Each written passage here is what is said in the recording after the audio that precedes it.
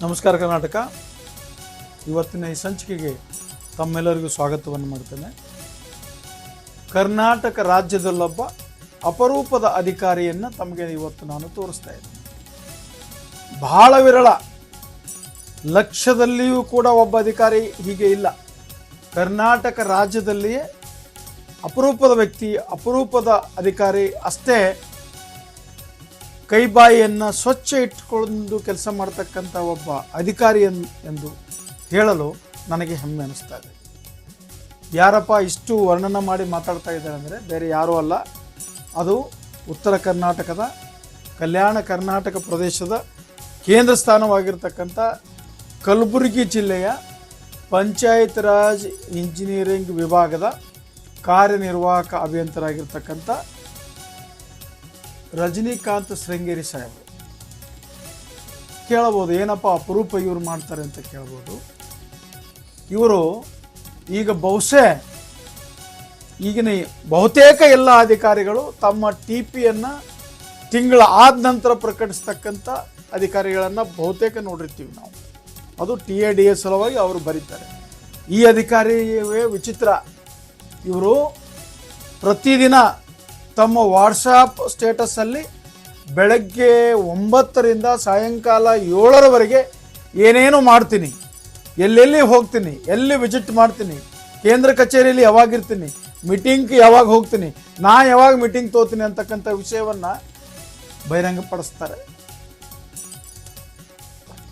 ಇದು ಬರೀ ಅವರ ಸ್ಟೇಟಸಲ್ಲ, ಕಚೇರಿಯ ಸೂಚನಾ ಫಲಕದಲ್ಲಿಯೂ ಕೂಡ ಇದನ್ನು ನಮೂದಿಸಿ ಕೆಲಸ ಮಾಡ್ತಕ್ಕಂಥ ಅಪರೂಪದ ಅಧಿಕಾರಿ ಎಂದರೆ ತಪ್ಪಾಗಲಾರದು. ಭಾಳ ವಿಚಿತ್ರ.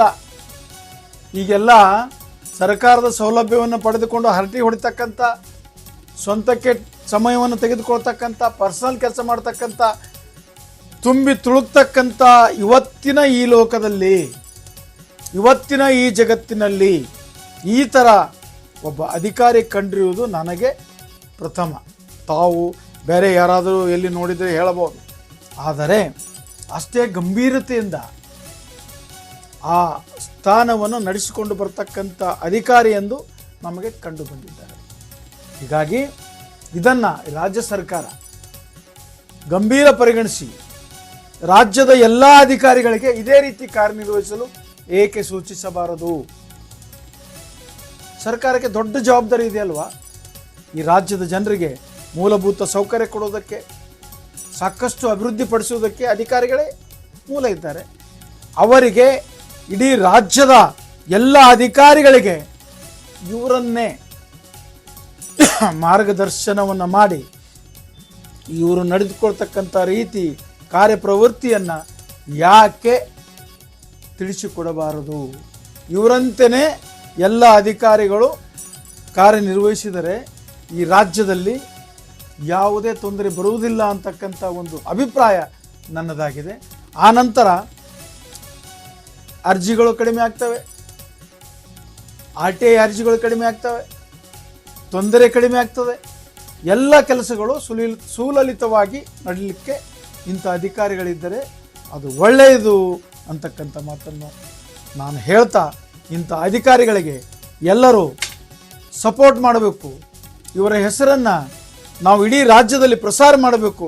ಇವರನ್ನು ಉಳಿದ ಅಧಿಕಾರಿಗಳು ನೋಡಿ ಕಲಿತುಕೊಳ್ಬೇಕು ಅಂತಕ್ಕಂಥ ವಿಚಾರವನ್ನು ತಮ್ಮ ಎದುರಿಗೆ ಹೇಳ್ತಾ, ಕರ್ನಾಟಕ ರಾಜ್ಯದಲ್ಲಿ ಒಬ್ಬ ಅಪರೂಪದ ಅಧಿಕಾರಿ ಅಂತಕ್ಕಂಥ ಈ ಸಂಚಿಕೆಗೆ ವಿರಾಮ ಕೊಡುತ್ತೇನೆ. ನಮಸ್ಕಾರ.